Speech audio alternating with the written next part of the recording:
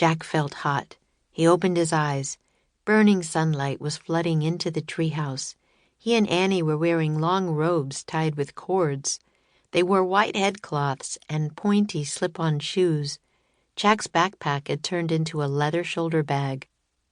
"We look like characters in that book Aunt Mary gave us," said Annie. "Tales from the Arabian Nights." "Yeah, like Aladdin and Ali Baba," said Jack. Shading their eyes from the bright sunlight, Jack and Annie squinted out the window.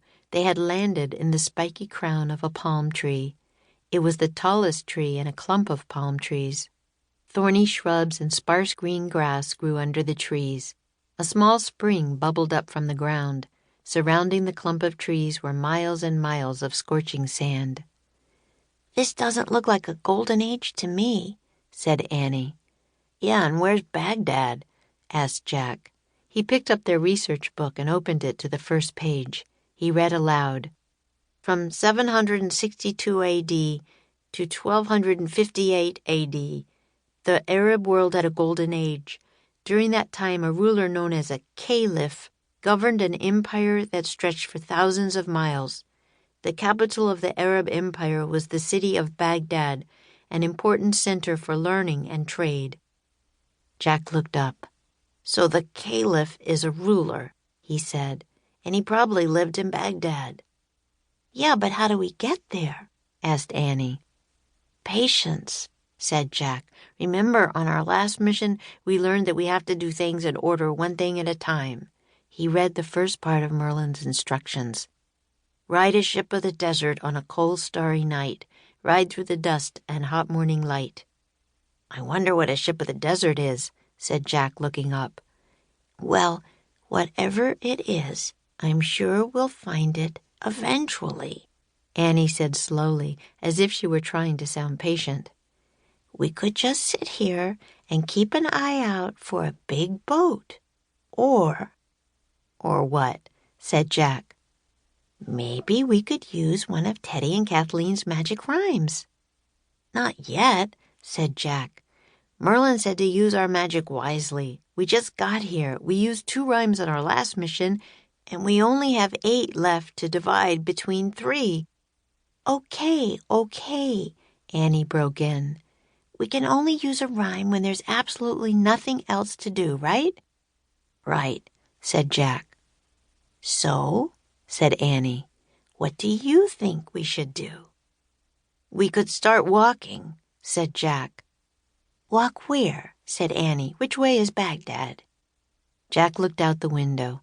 Beyond the palm trees there was nothing but sand and sky. In the distance were lonely dunes. The desert was eerily silent. "We could, Jack couldn't think of anything else they could do. "We could look in the rhyme book," he said. Jack pulled the book of magic rhymes out of his pack. He and Annie read down the table of contents together. "Make a stone come alive," read Annie. "We did that on our last mission. We can't do that again." "It wouldn't help anyway," said Jack. He looked at other rhymes. "Bend iron," he read. "We've already done that too."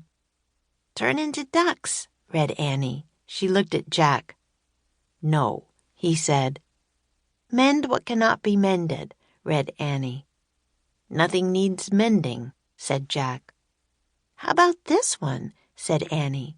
"Make helpers appear out of nowhere." "Well," said Jack, "maybe." "Come on, it's perfect," said Annie.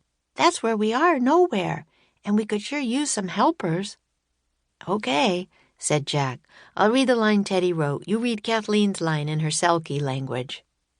"Okay," said Annie. She turned to the page with the rhyme. She held the book out to Jack. Jack read in a loud, clear voice. "From far beyond send helpers here." Then Annie read, "Ha-e bai, ha-e kir."